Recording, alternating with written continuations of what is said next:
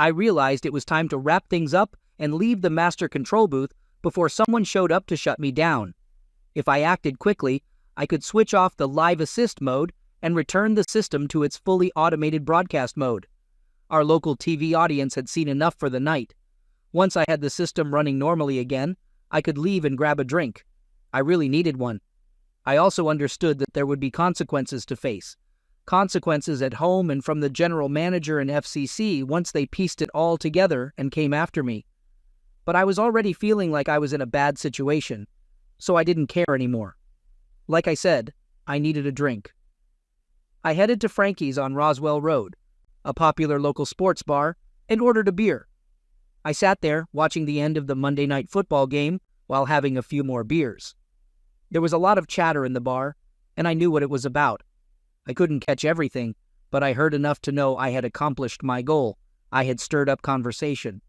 Luckily, nobody pulled me into their discussions, so I drank alone in silence while witnessing the Saints dominating the Falcons. By the time 10:30 p.m. rolled around, I was feeling numb. The game had ended, and my team had lost. New Orleans 23, Atlanta 3. It seemed like the Saints were particularly motivated, perhaps because it was their first game back in their stadium since the hurricane, and they completely outplayed the Falcons. Our station aired the game alongside ESPN because we were one of the teams involved. I inquired with the bartender about leaving my car in the parking lot overnight, and he agreed it was a wise decision given my condition. Recognizing my state, he arranged for a cab since I resided just a short distance away in a pleasant residential area of Sandy Springs. So, that's pretty much the conclusion of the story, and I suppose I should begin at the start to give you a clear picture of how I ended up in this situation. My name is Richard Head, but my friends call me Dick.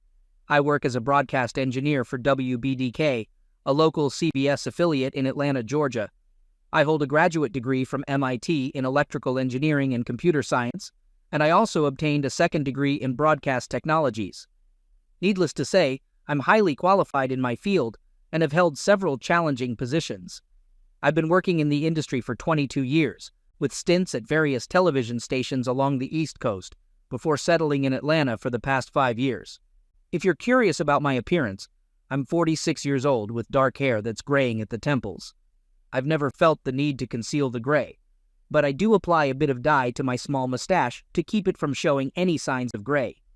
I stand at 6'3" and weigh around 190 pounds, although I haven't stepped on a scale in quite some time. I'd say I'm moderately attractive, though I wouldn't compare myself to Mel Gibson or Richard Gere. You'll notice I didn't mention any younger actors, primarily because I'm not familiar with many of their names, and also because I'm not in the same age bracket, so it wouldn't be relevant. Anyway, I consider myself good-looking, but I'm not the type you'd see in a romance novel.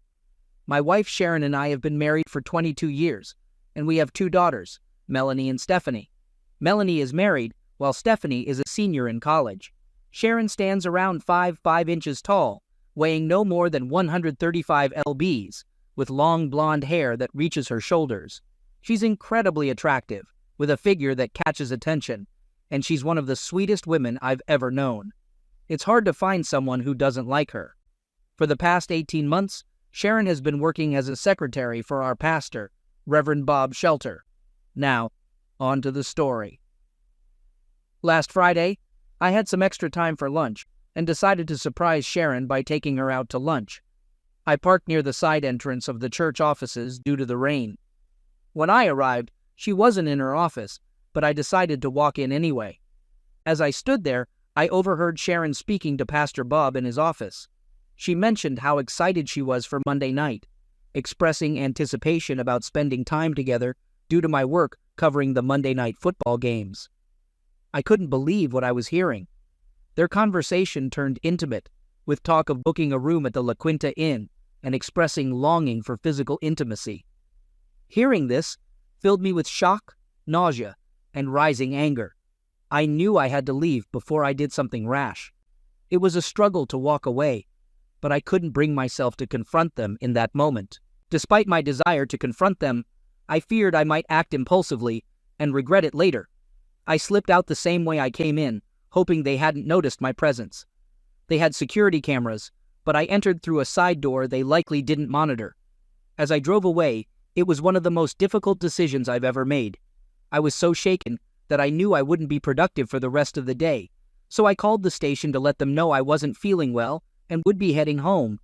I needed time to gather my thoughts, and home seemed like the best place for that. Sharon wouldn't be home until after 4 p.m., so I had plenty of time to contemplate. It was evident that Sharon was having an affair with Pastor Bob. I decided he would no longer be my pastor. In my mind, he became Bastard Bob, a fitting alteration. I needed to understand the extent of their relationship, how long it had been going on, and why it had started. While some people might prefer not to know these details, I was not one of them. I desperately wanted to understand why this had happened in my seemingly wonderful marriage. Clearly, Sharon didn't view our marriage as I did, and she wasn't the person I thought she was. I resolved to uncover everything I needed to know and address the situation head-on. I wasn't weak, and I would handle both of them accordingly. Once home, I brewed a pot of coffee and sat on the patio to gather my thoughts. The pleasant weather and fresh air helped me clear my mind as I contemplated the situation. I knew I would eventually figure it all out. I just needed to calm myself. I won't deny shedding a few tears that afternoon. While I understood that I didn't own Sharon or her body, it was devastating to think she would be intimate with another man, or men, after vowing herself to me on our wedding day. While some might not take those vows seriously, I certainly did, and I believed she did too. Experiencing something like that prompts you to question your entire set of values and wonder if you've been naive your whole life to believe in fidelity and love, along with all that accompanies it. The most damaging aspect of having a cheating partner isn't just the act of infidelity itself. It's the loss of belief in them and everything they say or do. You lose trust in them, the very foundation of your marriage, leaving you feeling exposed and afraid. Despite being 6'3" tall and weighing 190 pounds, I felt vulnerable and scared. It highlights how severely a cheating spouse can affect someone, knocking them down like nothing else could. As I sat there grappling with my emotions, striving to remain composed and rational so I could process everything, I realized there were past doubts I had dismissed due to my trust in Sharon. These seemingly insignificant issues, now accumulated, formed a heavy weight in the pit of my stomach as I pieced it all together. How could I have been so blind? Trust, that's how. I had placed my trust in her. Today that trust was shattered, and all those minor clues had merged into a burden that would be hard to bear. I needed facts. That's what I craved. I wanted to understand why this happened, how long it had been going on, how frequent it was, where it took place, and who else was involved. My trust was obliterated, but I was determined to uncover the answers I needed. I realized my marriage was a facade, and I would confront that reality. But first, I needed clarity. Unwilling to face Sharon yet without revealing my suspicions, I left the house at 3 p.m. to avoid being there when she returned. I drove into town, stopped at the station to gather some essentials for the next few days, and briefly spoke with my boss about needing time off early in the week to deal with personal matters. He seemed understanding, so I headed to Frankie's to pass the time until I had to return home. At 5 p.m., I called Sharon to let her know I'd be stopping somewhere for a while and wouldn't be home for dinner. She expressed annoyance, mentioning she was feeling aroused and had plans for the evening, but if I stopped, those plans would be off the table. Yeah, like I'd want that aroused state caused by Bastard Bob. She might be in the mood, but it's because of him, not me. She can satisfy herself for all I care. I told her, "Sweetheart, I've already planned to stop by, so just stay excited for me, and I'll take care of you when I get back." I knew that would stir her up. She replied, "Don't count on it, pal. If you think you can treat me like that, you won't be getting any action for a while." To myself, I thought that's exactly what I wanted. I wasn't going to touch her again until I found out what was going on, and maybe never again. I arrived home around 10:30 p.m., pretty drunk, but not too drunk to notice the bedroom door locked. I smirked and banged on the door, figuring she was awake. I shouted, "Fine, if that's how you want it, don't expect me to tend to your needs. Just suffer." Then I headed for the spare bedroom, knowing she'd be furious. It would give me a break from explaining why I didn't want to be intimate with her. The next morning, she was sitting at the kitchen table with coffee when I walked in. I could feel the chill in the air as her stare pierced me. If I hadn't known about her infidelity, her look would have sent shivers down my spine. I grinned at her and said, "No need to get up and make breakfast, honey. I'll grab something on my way to golf."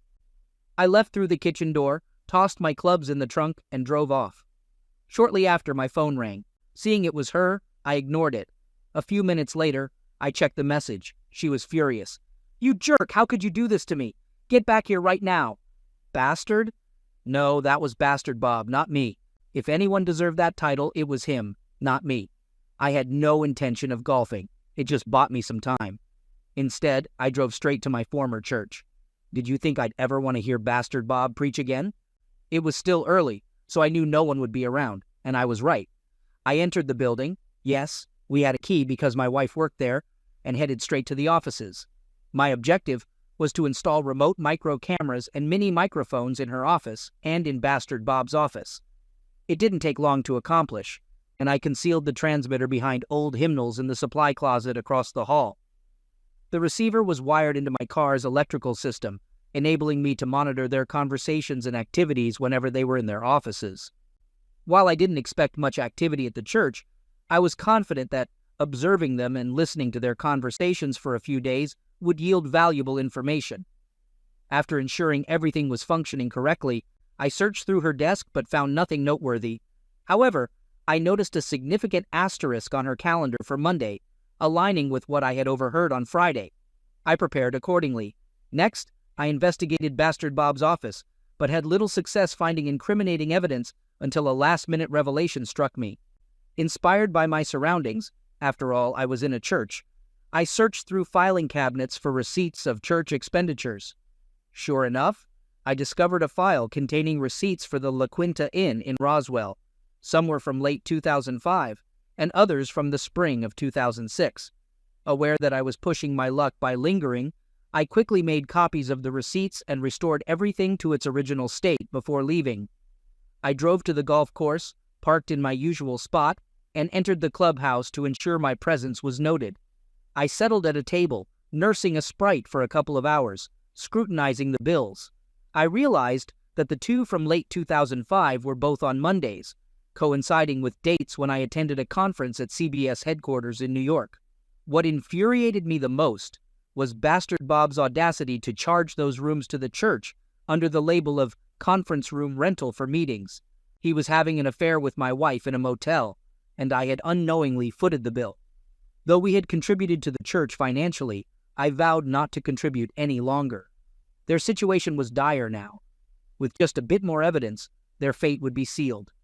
I was certain this had been ongoing for nearly a year, if not longer, aligning with suspicions I had entertained earlier. My hunch was that Bastard Bob had been involved with her even before she started working for him. Initially, she held a good position at the Telfor Corporation as a receptionist.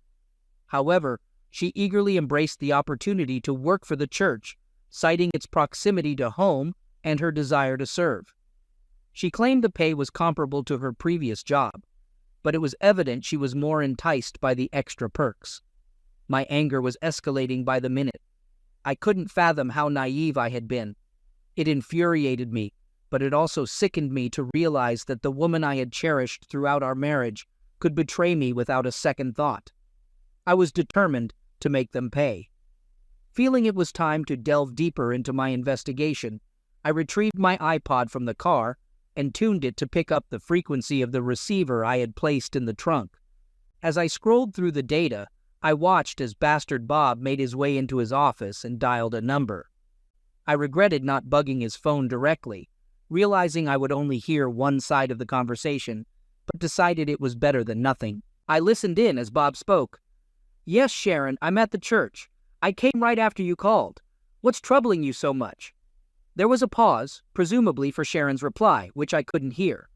Bob continued, querying, "Oh really, has he done that before?" Another pause followed, allowing Sharon to respond. Bob pressed on, "I see. What do you think triggered his reaction?" Yet another pause indicated Sharon's explanation. Bob seemed concerned. "You don't suppose he's suspicious of us, do you, Sharon?" After a pause, Bob chuckled. "All right, well, you can get back at him on Monday night." He then hung up the phone and sat in deep thought. Just before I turned off the receiver, I caught him muttering something under his breath. I made sure to record that muttering, thinking it might be useful later. With the transmission ended, I headed home, anticipating a frosty reception. Upon arrival, I busied myself with chores, mowing the lawn and cleaning the basement, in an attempt to ease the tension. My wife, Sharon, was silent when I entered, but the air was thick with unspoken words. At dinner, Sharon couldn't hold back any longer. "Dick, what's going on with you lately? Why have you been acting this way?" I retorted. "Sharon, considering you locked me out of our bedroom last night, I think you should be pondering your actions. It's rare for me to go out with the guys, and the one time I do, you explode. This situation is on you." Her frustration boiled over. "Damn you," she snapped. I met her anger calmly. "Is that how a devout Christian woman should speak? Your actions hardly reflect your professed beliefs." Oh my goodness, her expression was unmistakable. Guilt was plastered all over her face so thickly that anyone seeing her would have known she was unfaithful. How she could have believed I wouldn't notice, I don't understand. I'll admit, though, she did manage to recover smoothly and eventually excused herself from the table. But I couldn't help thinking, when I reveal the truth, her recovery won't be so graceful. Later, she entered the family room where I was watching television. Confidentially, it was Fox News, attempting to find balanced news coverage. Her eyes seemed a bit swollen, suggesting she might have shed some tears. The remainder of the evening proceeded without any major incident, and when I was ready for bed, I simply walked down the hall to the spare bedroom and turned in. A few minutes later, she entered the room and stood there. "What's the matter?" I inquired. "Aren't you going to join me in bed?" she asked. "Nope, you made it clear that intimacy wasn't on the agenda, so I might as well sleep alone and get a good night's rest," I replied. With that, she hurriedly left the room in tears. Frankly, I felt indifferent. Sunday morning, she woke me at 8 a.m., dressed for church, and asked if I intended to join her. I responded, "No, I'm staying home today. You go ahead and be the model church lady, and I'll enjoy a relaxing day here." Once again, I noticed that familiar expression on her face. I sensed she was starting to grasp the situation, but she managed to compose herself once more. However, this time, as she turned and left the room, I thought I detected a hint of sadness in her eyes. A while later, I heard her car drive off. Later, she attempted to initiate a conversation, but I brushed her off, insisting she leave me alone. That concluded the day, and we both retreated to our separate spaces. Monday morning, I left the house without encountering or speaking to her. As I was leaving, my phone rang, and tearfully, she apologized, expressing her love and lamenting the situation. "We'll discuss everything when I return home tonight," I replied before ending the call. I informed my boss that I would still be off for the day, but would handle the Monday night football game as planned. He was pleased with my availability and inquired about my well-being, to which I responded with a generic, "as good as can be expected." My next destination was the La Quinta Inn in Roswell. At the lobby, I approached a young man named Kevin, who was stationed behind the check-in desk. I explained my situation candidly, stating that I suspected my wife of infidelity and that she would likely be at the motel that night with another man. Despite his initial skepticism, I offered him a deal. If he allowed me to place a microphone in the room to record their conversation, I would provide him with a couple of tickets to the next Falcons game. He negotiated for 4 tickets, which I agreed to, knowing I had access to them through the station. Eventually, he handed me the key to the only whirlpool suite available. He was unaware that I planned not only to install a couple of mini microphones, but also to position a pair of micro cameras, much like the ones I had set up in the church offices. Additionally, I inserted a bug into the phone line to capture both sides of their conversations. After setting everything up, I conducted a test to ensure the transmission was clear, and the views from both the whirlpool and the bed were satisfactory. Confident in the setup, I confirmed that the devices were discreetly hidden and exited the room. On my way out, I returned the key to Kevin at the front desk and handed him the tickets for next week's game as promised. "Thanks, Kevin. I hope this all goes smoothly. Enjoy the game." With ample time to spare, I attended to several tasks I needed to address. I visited our bank and obtained cashier's checks for half of the funds from both our checking and savings accounts. I then proceeded to cancel our joint credit cards. Following that, I contacted my broker and arranged a meeting shortly after lunch to make adjustments to our investment accounts. He assured me everything would be prepared by the time I arrived. Next, I reached out to my attorney to discuss divorce proceedings and other related matters. We scheduled an appointment for later that afternoon when he would be available to meet with me. Finally, I drove to Planters National Bank in Marietta, Georgia, where I opened new accounts solely in my name and deposited the cashier's checks. I went for lunch in Marietta, although I had little appetite. Afterward, I drove to my broker's office to review the documents he had prepared. Essentially, they divided our investment portfolio equally, avoiding the need to sell assets and incur unnecessary tax liabilities. All that remained was for both Sharon and me to sign the papers. Taking the documents with me, I proceeded to meet my attorney. We discussed the divorce papers he had drafted. I agreed to pursue a no-fault divorce, proposing an equal split of assets if Sharon signed them promptly. However, in case she hesitated, I instructed him to include a provision for filing on grounds of adultery. I felt confident she would sign without delay. With everything arranged, all I needed was a quick dinner before heading to the station for the Monday Night Football broadcast.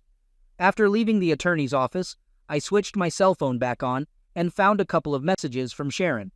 In her messages, she expressed concern about my behavior and urged me to return home to discuss it before the game. Reading her messages, I couldn't help but feel a mix of anger and disbelief. Despite knowing her plans for the evening, she still reached out with words of love and worry. It dawned on me that I had been incredibly naive to love and trust her so completely. I had made a decision. The only chance of salvaging our marriage was if she didn't show up at the motel tonight. If she chose not to go, it would indicate that she cared enough to try to fix things, recognizing the trouble our marriage was in. At 8 p.m., I engaged the automated system for the evening's broadcast, which meant Monday Night Football was on the air. Concurrently, I prepared to monitor my setup in the motel room remotely. At exactly 8:15, Bob entered the room and made a phone call. "Hey, I've arrived. Can you come over as soon as possible?" he spoke into the phone. "I'll be there shortly," came the reply. After the call ended, he murmured something else, which I noted to review later for details. This could be the end of my marriage, I mused, though I doubted any change in our situation. The pain was real, fueling my resolve for some form of retribution. I went through my list of contacts, reaching out to each one. It took some time, but eventually, I contacted everyone necessary. By that time, Sharon had made it to the motel, so I turned my attention back to the surveillance. Their conversation was deeply personal and intimate, highlighting the complexity and secrecy of their relationship. The depth of their involvement was clear, and the situation was far from what anyone would have expected, especially given their public personas. Listening to them, I felt a mix of emotions. The discovery was shocking, especially considering their roles in the community. It was a moment of realization about the extent of their actions and the implications for all involved. I felt sick. My wife, a pastor, and a church secretary sinking into such depravity. In the moments that followed, I realized just how twisted they were. What they were about to receive tonight, they deserved. They deserved it all. She was on the bed in a compromising position, her posture suggesting readiness for an intimate encounter. The camera caught every detail, including the anticipation visible on her face, just before their interaction became more physical. Her exclamations were filled with mixed emotions, passion, and surprise as she engaged in the moment. "Oh, this is intense," she might have said, her voice reflecting the depth of their engagement. "This is what I needed," she added, affirming her consent and participation. He responded with boldness, perhaps too caught up in the moment. "This will be unforgettable," he claimed, omitting any crass references to me. Her responses to his actions were vocal, a series of sounds that conveyed her intense experience. "Continue. This is what I want," she urged, signaling her nearing peak of emotion. His final movements were decisive, marking a moment of closure for them, a moment that symbolized the end of one chapter for me and the beginning of another, filled with pain and the drive for retribution. After a moment, the scene shifted, showing a continuation of their engagement with renewed energy. Her reactions were vocal and repetitive, indicating the intensity of her experience. It was clear that what transpired was beyond my ability to comprehend fully or match. Her satisfaction was something I could never provide in the way he could. This realization was crushing, highlighting a disparity in our desires and capacities. The performance continued beyond what I could bear to witness. As they paused, presumably for a break, the reality of their connection, and my exclusion from it, sank in deeper. Choosing to act, I switched the broadcast to a mode that would reveal their actions to a wider audience, a decision driven by a mix of hurt and a desire for vindication. As the phone started to ring, signaling the beginning of the fallout, I steeled myself against the incoming storm, ready to face the consequences of exposing a hidden truth. I dialed Sharon's number, my heart pounding as the dial tone echoed through the silent room. On the other end, I could almost picture her, glancing at the caller ID with a dismissive smirk. "It's Dick," Sharon said, presumably to Bob, her voice laced with defiance. "This time I'm not answering. Let's see how he likes that. Keep going, honey, while he's on the line." Frustrated, I disconnected and tried again, my determination growing. This time, Sharon seemed to reconsider, her voice barely audible as she decided, "Guess I better take it," before she fumbled for her phone. "Hello, Dick," she answered, her tone cold and unwelcoming. "Sharon, where are you? What are you up to?" I pressed, seeking any hint of truth in her voice. "I decided to go shopping since you didn't call earlier. Now I'm just grabbing a bite before heading home," she lied smoothly, her words a sharp contrast to the reality I knew. "Shopping at this hour?" I pushed further, skepticism coloring my tone. "Yeah, and I plan to splurge," she shot back, defiance in her voice. "Fantastic, Sharon. Thanks for being such a wonderful wife," I replied, the sarcasm in my voice barely masking the pain. "Don't talk to me like that, you jerk. I don't know what's gotten into you. Goodbye," she snapped, ending the call with a finality that stung. As I pondered their continuing betrayal, a plan formed in my mind.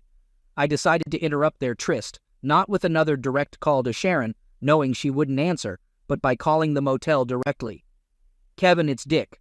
Watching Monday Night Football? No? Well, you might want to start. Could you ring the Whirlpool suite for me?" I asked, masking my turmoil with casual conversation. After a brief pause, Bob's voice came through. "Hey, what do you want, Dick?" It was my turn to confront them. "Bastard Bob, let me speak to Sharon, will you?" I demanded, a calm facade over my boiling anger. Sharon's confused voice then joined. "Dick, why are you calling here?" "Sharon, I know everything. The cheating, the lies. I'm filing for divorce and you're getting out. And Bob, you're not getting off easy either," I declared, my voice steady with resolve. "What's wrong with you, Dick? I can't understand you lately," she retorted, her confusion feigned. "It's over, Sharon. Maybe you should tune into Monday Night Football for a change. Enjoy the show." "Goodbye," I said, hanging up, my decision final and my heart heavy with the weight of ending. On the live monitor, I watched her switch on the TV and witnessed the shocking video of her and Bastard Bob. With a delayed reaction, she saw what the entire Atlanta area had witnessed. "Oh no, oh no, oh no," she repeated as she hastily dressed and fled the room. Bastard Bob was eager to leave, cursing all the while. "I will destroy that son of a witch," he muttered. Bastard Bob should watch what he mumbles. It could come back to haunt him. Once they left, I powered down the monitors and let the video play to the end. Then, I switched off the live assist mode and returned the system to fully automated broadcast mode. Grabbing the tape, I left the broadcast booth, likely for the last time, taking a few personal items from my desk. Now, you're caught up. I spent the rest of the night at Frankie's, and yes, my halftime show was the hot topic. After the game, I hailed a cab home. Sharon was sitting in the darkened living room when I arrived, the phone off the hook, tears evident. She wept profusely, but I was indifferent. It was over for me. "How could you do this to me, Dick?" she sobbed. "After all these years together, how?" "No, Sharon," I countered. "The real question is, how could you do this to me?" "I'm drunk. I'm going to bed. We'll talk tomorrow," she said. She remained on the sofa the next morning, looking exhausted. It seemed she hadn't slept, but again, I didn't care. She brought this upon herself. I replaced the phone on the hook, and it immediately began to ring. For the next hour and a half, I fielded calls from family, friends, church members, my former boss, and both of my daughters. They were deeply disturbed by what they witnessed, and nothing I said could soothe them. I understood it was harsh for them to witness, but they're adults and will eventually overcome it. Mrs. Bastard Bob called too, inquiring if I had a tape of the incident. I assured her I kept a copy in safekeeping and would provide it if needed. Clearly, everyone I contacted had seen the Monday Night Football halftime show. Some were upset due to its explicit content, while others, like her parents, criticized me for exposing her. However, most were supportive and empathetic, recognizing the difficulty of the situation. It was a challenging experience, but a consequence I had to face for my actions. Sharon remained tearful throughout. Eventually, I left the phone off the hook and made myself coffee. Returning, I offered her some and presented the divorce papers and investment documents for her to sign. "I'm filing for divorce, Sharon," I said firmly. "After what I discovered and saw last night, it's clear to me that you've been unfaithful for quite some time. I can't stay in this marriage knowing that. The documents I've prepared are for a no-fault divorce, and I'm proposing we split everything equally. I need you to sign the divorce papers and the agreement on how we'll divide our investments today. There's no room for negotiation on this. The terms I've offered are more than fair. You have until 5 p.m. today to get legal advice and agree to my terms. If you don't, after 5:01 p.m., I'll proceed with filing for divorce on grounds of adultery and aim for a division of property that reflects our individual contributions and earnings, which would largely benefit me. This is your best option. I want to make it clear that contesting this by alleging adultery would be unwise. It will become public knowledge in Atlanta, and you'll be seen for what you've done with Bob. You need to consider this carefully. Sharon, take this offer. It's the best way forward for both of us." "Dick, I still love you. I want to fix our marriage. Can't we try to work things out?" Sharon pleaded. "The problem isn't about love. It's about your choices and actions. You've put someone else before our marriage, and I can't overlook that. You need to sort this out and talk to your lawyer as soon as possible." After some time, Sharon came back with the document signed. "My lawyer reviewed everything and agrees that your offer is fair under the circumstances," she informed me, her voice carrying a mix of resignation and hope. "Dick, is there any chance we could talk? I'd like to explain my side and see if there's any possibility for us to reconcile," she added, looking for a glimmer of hope. I decided to hear her out, curious about her reasoning and whether this was an isolated incident or indicative of deeper issues in our relationship. We sat at the kitchen table, and she recounted everything to me. There were no others involved. It began shortly before she started working for Bastard Bob. She admitted she didn't know why, as she was content with me, but something about Bastard Bob attracted her, perhaps his charisma. She believed he loved her. I acknowledged his charisma, but shattered her illusion when I played back 2 sound bites I'd saved of him. The first was from that initial day. "That idiotic woman better keep her affair with me hidden from her husband. Despite her sweet and willing nature, she'll be gone soon. It was easy to seduce her, but she needs to go." The second was from just before her arrival. "I'll ravage her tonight and fire her tomorrow. If she protests, I'll threaten to expose her to Dick. I can't risk him finding out." So Sharon, you not only wrecked our marriage but misjudged Bastard Bob's feelings. To him, you were just a toy, a demeaned witch. I saw how he treated you and how you enjoyed it. I never satisfied you like that because I saw you as a loving wife, not a witch. There's no way I can stay married to you. You violated our vows, and I can't ignore that. Plus, you'd never be content with me again. No matter our love, we can't overcome the damage you caused." She remained seated, tears flowing, acknowledging the truth in my words. Eventually, she signed both sets of papers. I informed her I'd be relocating, offering her time to find new accommodations. Financially, I doubted she could maintain the house, and I had no desire to reside there amidst countless memories. Thus, our agreement stipulated the house's sale, with proceeds split equally like our other assets. After collecting my papers and pre-packed bags, I departed, dropping off documents at my broker's before settling in a hotel for the night. The following day, I met with my attorney, who promptly filed the divorce papers with the county superior court. We also addressed my legal woes at the station and with the FCC.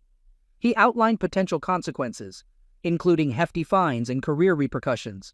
While jail seemed unlikely, significant financial penalties loomed, signaling an end to my broadcasting career.